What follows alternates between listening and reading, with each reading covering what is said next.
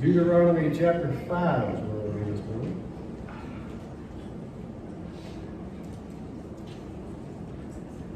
Everybody well rested after the New Year's Eve festivities? Actually, I went to sleep. Woke up, fireworks were going off around the neighborhood. Amy walks in, she says, "Happy New Year." And I said, "Huh?" I was out. New Year's is a time that we like to, as humans, as people, we like to get together and we like to say, encourage one another, make New Year's resolutions. How many of you actually do that? Okay. We used to do it when we were younger, and the older you get, you're like, forget all that, right? Yeah, we just don't do that much anymore. But it is a time that we can refocus our lives. It is a time we can recommit ourselves afresh to the Lord, to things that we want to accomplish, to things we want to work on in our lives, maybe relationships, maybe people, family. It could be anything. But this morning, we are gifted with a great gift that we get 52 times a year. We call it Sunday. It's a day we can come and worship, a day we can just be refreshed. It's a day that we can encourage one another as we face the next week coming, right? It's a day that we can learn more about the Lord. It's a day we can focus more on Him. There's a lot of reasons Sunday is a great day.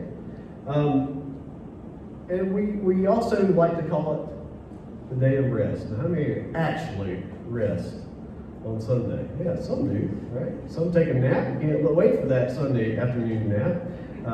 That went a long time ago in my life. I don't know what a nap is anymore. But we see here that God gives Sabbath. Gives a Sabbath so that we can refocus. A lot like we refocus in our new year, but He gives us once a week a time we can refocus. Deuteronomy 5 verse 12 says, "Observe the Sabbath day to keep it holy as the Lord your God commanded you." Keep the Sabbath, observe the Sabbath, keep it holy. So what is He saying here? He's saying to the people, remember, observe. Now, does that mean that we just mentally say, well, I remember today's the Sabbath. Now I'm going to move on. I'm going to observe today on the calendar. I'm going to draw a circle around it. That's the Sabbath day. But what is He actually saying when He says remember it, when He says observe it, to keep it? He says you actually are to rest. That's what we're supposed to do, right? We're to keep this day holy. We're to set it apart from the rest of the week. You know, at the conclusion of the week of creation, God, it says there, He completed His work that He had done, and He rested on the seventh day from all of His work. And then He said, God blessed the seventh day and declared it holy, for on it He rested from the work of creation. Now, our work, because it takes up so much of our time, you think about how many hours you spend in work, and even if you're retired this morning, you know that you work more now than you ever did when you had a job, right? Yeah, I see a lot of nods around the room. Some people say, well, not me, I'm going to retire and I'm going to rest. But our work can easily dominate our lives. Work can even replace God in our lives if we're not careful. And so this is an important concept to understand. Oftentimes, work can cause a lot of stress. How many of you feel stressed because of your job? It just comes with it, right? It comes with the nature of it. Oftentimes, we cause stress in two ways on our own selves. One, we think our work sustains us. What do I mean by that? That's our reason for living. That's our real purpose in life. It gives us meaning, right? It sustains us. It gets us up in the day. And if you're not careful with that, you can put so much pressure on yourself that you fail to see the bigger picture. We also think our work defines us, that we have no value unless we do our job. Well, that's wrong, right? God gave us work. We're to do work, but that's not who we are. You know, God's care for us is what we are to depend on most to sustain us. His relationship with us, who he is what's supposed to define who we are the most in our lives. And all the commandments that we see here ultimately flow out of the first commandment. Remember the first commandment? He is God. There is no other. Okay? He is the only God to be worshipped. There's no other gods but the God. Well, the fourth commandment is given to help us make sure that that work, whether it's 40 hours, 50 hours, 60 hours, 70 hours a week, whatever it is, does not replace God as our primary source of identity or our substance, our security. And so the first commandment is really the heart of the fourth commandment. And because our work is so central to who we are, our identity quickly becomes wrapped up in it. Think about this. When you meet somebody, after you introduce yourselves, one of the very first questions you ask is, what do you do? What's your job? What you're really asking is, who are you? If we're not careful, we get our identity from what we do. And from this point of view, your work is defined by what you do. But God says, no, here is your identity. I specifically and specially designed you. I love you. I have a plan for you. And we're supposed to get our identity from that relationship. Your identity, your worth, comes not from your abilities, no matter what the world tells you. Your worth is because God loves you. God created you. And we tend to drift. We sing, we're prone to wonder. Lord, I feel it. Prone to leave the God I love. As human beings, our memories are often short-term, aren't they? That's why we have to be constantly reminded of these things. And when we're consumed all week at our jobs, and we tend to forget why we're here, we tend to forget what this life is all about, and what the point of everything is. And so that's when we need to stop, look, and listen. I don't need to be cheesy this morning, but that's exactly what we need to do. And we need to refocus on the God who made us and on the God who takes care of us on a moment-by-moment basis. We need Sabbath to refocus our lives, to refocus who we are. So it gives us refocus, but it also gives us a time so that we can actually rest. How many of you find it very difficult to just sit down and relax? Can we just confession this morning? I have a real problem with that. If I'm totally honest with you, I sit down and I'm thinking, I got to be doing something. And I really struggle with just sitting down and just resting. Deuteronomy 5 verses 13 and 14, he says, 6 days you shall labor and do all your work, but the seventh day is a Sabbath to the Lord your God. On it you shall not do any work. And he says, rest, cease. Because working is a primary instrument God uses to meet our physical needs, we quickly start trusting that work. We start crunching numbers. We start seeing, okay, if I don't do this work, then my family's not going to be fed, and we're not going to have a house, and we're not going to have all these things that we want, and who's going to take care of us? It's interesting when you actually dig into Israel and what this meant for them. God made the Israelites take a day off and do nothing. It's easy to say, well, big deal, they're the Israelites, right? They're just out there hanging around in the wilderness. But here's the thing. That was really hard. Especially in their society, in their culture, survival was a day-to-day challenge. Moment by moment almost. Get this, with the Sabbath law, God really told the Israelites, you have to stop productivity for 1/7 of your week. Why? Why is that? Well, God gave them the reason because they would have to trust Him. They would have to trust God. He never wanted them to be able to say, I have all that I have because of what I've done. Instead, he wanted them to say, I have what I have because God has given it to me, and I did less than I really could in obedience to Him, and God has made up the difference. And that's exactly what we see in the history of Israel in the very beginning phases of it. Now, They had an issue, they had a real problem. They stopped keeping the Sabbath, they stopped observing it, and God, we're going to see what he did because of that. So God says on the seventh day, do nothing. Not because you can afford it, but because God wants you to have a space where you have to trust him. A space where God has to fight for you. He wants to do that. A space where he can multiply your efforts and provide for you. So, what does that mean for us? God should always get the priority. I remember a long time ago, I was a teenager, and there was a guy that, he was deacon in our church. He got up and he preached on, y'all remember Baptist Men's Day? You know, we don't really have that anymore, do we? We should. Some of y'all are like, oh, don't get me up there. But he got up and he actually preached that day. And I remember the title of his message, Don't Give God the Spare Change.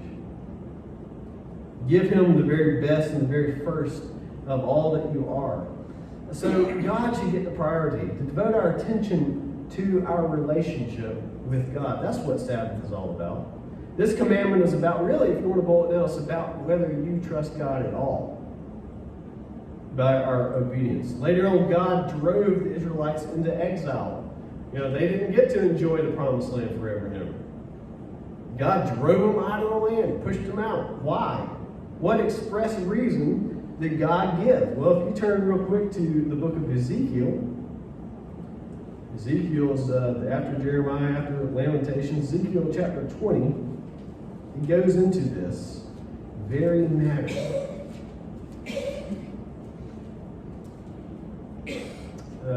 Starting verse 11. I gave them my statutes, this is God speaking, I gave them my statutes and made known to them my rules, by which if a person does them, he shall live. Moreover, I gave them my Sabbaths as a sign between me and them, that they might know that I am the Lord who sanctifies them. But the house of Israel rebelled against me in the wilderness. They did not walk in my statutes, but rejected my rules, by which if a person does them, he shall live. And my Sabbaths they greatly profaned. Then I said, I would pour out my wrath upon them in the wilderness to make a full end of them. But I acted for the sake of my name, that it should not be profaned in the sight of the nations, in whose sight I had brought them out. Moreover, I swore to them in the wilderness that I would not bring them into the land that I had given them, a land flowing with milk and honey, the most glorious of all lands. Why? Because they rejected my rules, and did not walk in my statutes, and profaned my Sabbaths, for their heart went after idols. Nevertheless, my eyes spared them. I did not destroy them or make full end of them in the wilderness. And I said to the children in the wilderness, do not walk in the statutes of your fathers, nor keep their rules, nor defile yourself with their idols. I am the Lord your God. Walk in my statutes and be careful to obey my rules, and keep my Sabbaths holy, that they may be a sign between me and you, that you may know that I am the Lord your God. But the children rebelled against me. They did not walk in my statutes, and were not careful to obey my rules, by which if a person does them, he shall live. They profaned my Sabbaths. And it keeps on going. We won't belabor the point there, but again and again and again, God is giving the reason. Why are the Israelites in exile? Why are they no longer in the promised land? He keeps emphasizing the point over and over and over. They did not keep the Sabbath holy. And so, he tells us here, if you break the fourth commandment, it points to the fact that you didn't keep the first commandment. That's really what it boils down to. And then you see here, God gives a Sabbath so that we can remember. Deuteronomy 5, verse 15, he says, you shall remember that you were a slave in the land of Egypt. And the Lord your God brought you out of there with a mighty hand and an outstretched arm. Therefore the Lord your God commanded you to keep the Sabbath. Again, we see that command. Remember. Remember what? Well, first they're told to remember the creation. Remember who the Creator is. You say, well, I didn't see that in Deuteronomy 5. No, it's in Exodus 20, where the 10 Commandments were first given. God gave this as part of that commandment. Remember who the Creator is. And everything comes from God. It's all going to go back to Him. It all exists ultimately for His glory and for His purposes. The Sabbath helps us take our eyes off of ourselves and put it back on God where it should be. Second, Moses expanded on that theme and said we're to remember our redemption. He's reminding the Israelites, remember God delivered you, God saved you, God rescued you from slavery. The Sabbath helps us remember the work of God on our behalf, which is what? The work of redemption. So that was the Sabbath law for Israel. I know a lot of you are sweating. You're like, oh no, we're in real trouble. But what does this law mean for us today as Christians? That's the real question, right? That's what you're really wondering this morning. Clearly, the Sabbath is treated differently in the New Testament than it was in the Old Testament. When you get to Romans 14, Paul is writing a letter there to Christians. And right there in that letter in verse 5, he says, one person esteems one day as better than another, while another esteems all days alike. Each one should be fully convinced in his own mind. What? What, Paul? Now remember, who is Paul? Paul was a Pharisee. Paul knew the law backwards and forwards. He dreamed about it at night. He just couldn't wait to get up and I'm going to teach somebody the law. I'm going to get over people if they don't keep the law. Paul was a Pharisee, but Christ came into his life and everything changed. So we might say, what, Paul? What are you talking about? The Jewish people could not do that. They couldn't just get up one morning and think, oh, you know what? I think I'll keep the Sabbath on Wednesday. And the law, Moses would have come along and he said, and you'll be stoned by Thursday. Right? They didn't get the choice. They didn't have the ability to say, oh, I think I'll just do this. Paul also wrote in Colossians 2, verse 16, says, therefore, let no one pass judgment on you in questions of food and drink, or with regard to a festival, or a new moon, and listen to this, or a Sabbath. Paul the Pharisee says, don't let anybody judge you based on the Sabbath, whether you keep that law or not. What is he saying? Paul is saying that Christians are no longer required to keep the Sabbath the way the Jews did. And here's where it gets really interesting. The book of Acts tells us that the early Christians did take one day of the week to worship Christ and to worship God, but they chose Sunday instead of Saturday to worship because that was the day Jesus rose from the dead, and it made more sense to them to worship Jesus on a Sunday, the day of resurrection, to celebrate salvation, to celebrate new creation on that day rather than on Saturday. And yet, the Mosaic Law did not give them that freedom to do so. You couldn't just choose which day you worshiped on. So, why? Two principles that guide the Christian observance of the Sabbath. And this is where it really hits us where the rubber meets the road. Now, first principle is this. Christ has freed us from the technicalities of the law. Let me repeat that. Christ has set us free from the technicalities of the law. The New Testament teaches us that Christ has freed us from the law because he has fulfilled the law. The laws of Israel, all of them, whether you're talking about the ceremonies, whether you're talking about dress codes, special days of the week, they're all giving us symbols of a greater reality. And Jesus is that greater reality. He's the main event that everything else pointed to. So after he came, we no longer have to observe all the symbols. The early church believed that Christ had fulfilled the Sabbath law. And here's another interesting thing.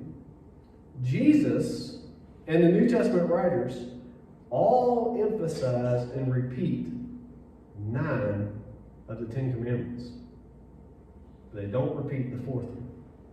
Very interesting, because they're going to make a very big point there. They felt free to change the day of worship to Sunday. And I'll just add this. they won't get any argument from me. The point is not that Sunday is a new Sabbath. It now becomes a day upon which all Christians everywhere. It's not the day that we have to say all Christians everywhere all times have to worship on Sunday. Paul's already said one person considers one day of worship. Another person considers all days for worship. Which is it? And Paul says in Colossians, don't let anybody look down on you because of that. The point is this. Here's the point of the New Testament. Christ is himself the Sabbath. Christ is our rest. And if we are resting and rejoicing in his resurrection, and we have fulfilled this command to keep the Sabbath, to observe it, to keep it holy. Second principle this morning we should consider. We should still observe the principle of the Sabbath. In other words, don't work yourself to death. Take time to rest. Take time to be, we sing sometimes that song, take time to be holy. Even though we're freed from the technicalities of the Sabbath law, we are still God's people. We still should observe a rest. We should rest in and remember the gospel. The gospel is the most life-defining event in our lives, the most life-defining reality. The gospel is our security. It's our substance. The gospel reminds us of our purpose. The gospel brings clarity to our lives. And so rest assured in Jesus Christ. Rest assured in his work. And so in conclusion, the fourth commandment calls us to ask a few fundamental questions about our lives as we start this new year. The first question is this: what do you trust in? Where's your trust? Whether or not you trust in God is shown by your obedience to God. If you trust God, then you're going to obey him, knowing that he is responsible to meet your needs. If you don't trust him, then you're doing your own thing, and you're thinking that you are in charge, and in that case, then you are in for a very rude awakening. So what do we trust in? Second question, what do we delight in? What gives us joy? What gives us that excitement about life? What are you most excited about? Is it God? Is it his good news? Or is it something else? Something that we all should consider. And finally, what do we rest in? Where do we find our security? Is it in Jesus? Or are we trying to find it in something else? And I'm just going to warn you this morning, if you try to find that in something else, in anything else, you will fail. And you won't find what you're looking for. Jesus is the answer in so many ways, but he's the answer to what we need in our life. And so as we refocus, take time to rest in Christ.